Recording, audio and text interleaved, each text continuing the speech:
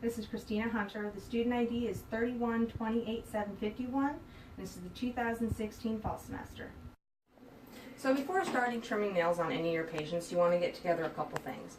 You want to get together your nail trimmers and your quick stop. Now these nail trimmers I always use just because they fit really comfortably in my hand and they're pretty much good for any size patient that I'm going to be working with. So I always use these ones. And then you're going to get your quick stop. Your quick stop is a styptic powder, which is a clotting powder, and it helps stop the flow of blood if you do cut into the quick. And before I start, I always just put a little bit in the lid and have that out for easy access in case I do cut into the quick.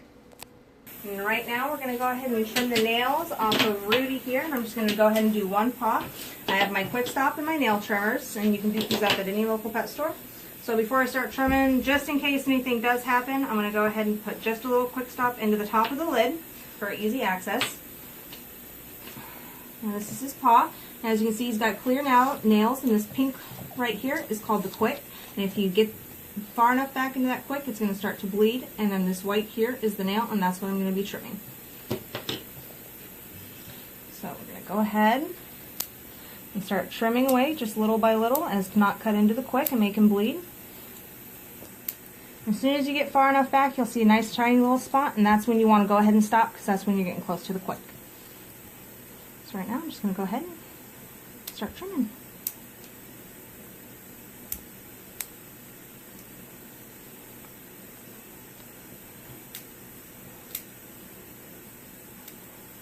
You're right, baby. You're a good boy.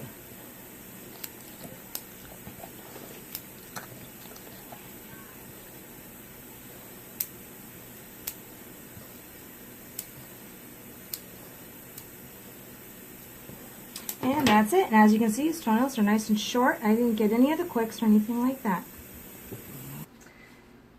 Right now we're going to go ahead and trim the nails on one of Hawthorne's paws. So I'm going to have my restrainer go ahead and turn him on the side. Go ahead and do the back feet. I'm just going to do one of his back paws, and you can see here is the quick and then the nail, and then the way you expose them is just pushing on this pad, bringing the fur back. And again, I have my quick stop and my nail trimmers. Go ahead and put just a little bit of quick stop in here, just in case anything does happen. I'll set that to the side so it's out and ready. Go ahead and expose your nail and start to trim. And again, as soon as you get to a nice shiny little spot, you're going to want to go ahead and stop, because you're getting real close to the quick and you don't want to cut into that and make it bleed.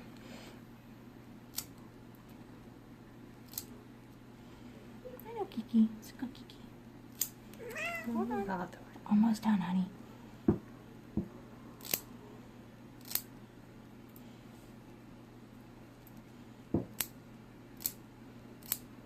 And that is that. And then you want to go ahead, go back, make sure you didn't quick any, and they just took a little bit longer to start bleeding. So he's all good, and he is all done. Hand pilling a dog.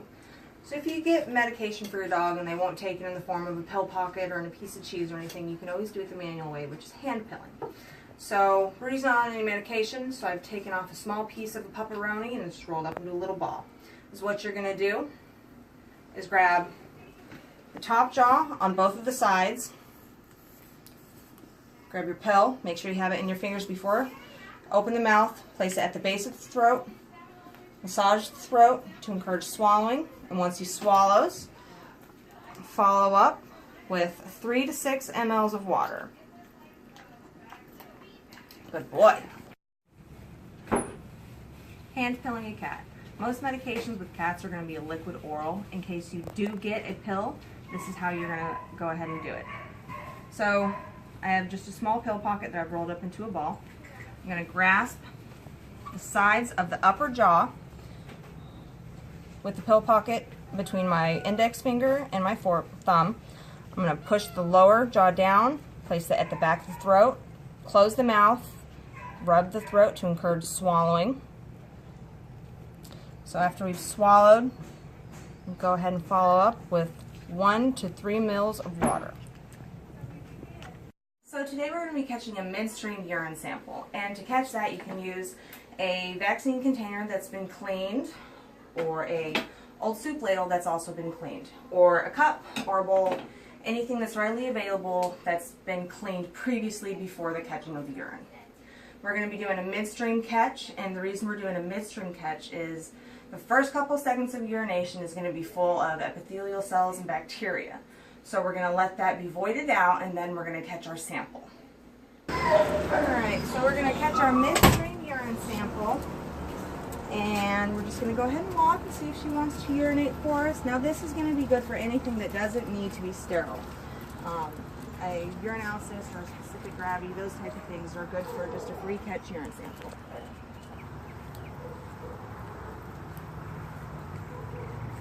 When she starts to urinate, go ahead and collect your sample after the first couple seconds.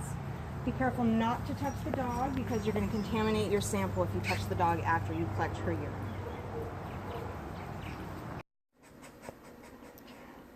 Applying a gauze muzzle.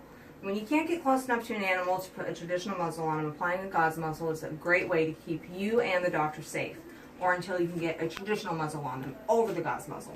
So what you're going to need is gauze, and I already have mine cut here. For a larger dog, you're going to need about a full arm width of gauze. Since Rudy's a little smaller, I don't need as much. So first is what you're going to do is make a loop in the gauze, open it up to fit over the muzzle of the animal, like so. You're going to come in from the front, place it over their muzzle,